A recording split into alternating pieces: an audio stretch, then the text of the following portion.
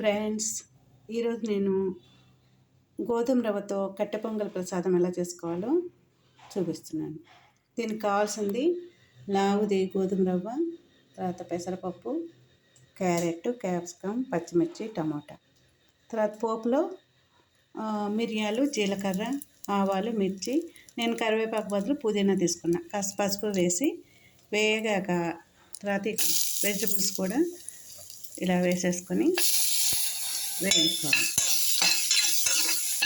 వేయించుకొని ఇవి కొద్దిగా షాలో ఫ్రై అయ్యాక తర్వాత ఇందులో గోధుమ నూక, పెసరపప్పు కూడా వేయించేసి తగినంత దానికి ఎంత వేసుకుంటే అంత నీరు పోసేసి కాస్త సాల్ట్ వేసుకొని కుక్కర్లో ఒక విజిల్ రానించేస్తే మన ప్రసాదం రెడీ అయిపోతుంది. మూత తీసాక అందులో కాస్త నెయ్యి ఎక్కువగా వేసుకొని, తినగలిగేవారు ఎక్కువ నెయ్యి వేసుకొని తింటే పిల్లలకు పెట్టినా కూడా చాలా బలంగా ఉంటుంది, టేస్టీగా ఉంటుంది. ఇందులో ఎవరి రుచిని బట్టి వాళ్ళు కావాలంటే నిమ్మకాయ కూడా పిండుకొని తినచ్చు. ఇది చాలా హెల్దీ ఫుడ్ కాబట్టి అందరూ, వృద్ధులు, పిల్లలు అందరూ తినచ్చు. ఇది ఈరోజు మన గోధుమ రవ్వ కిచిడి.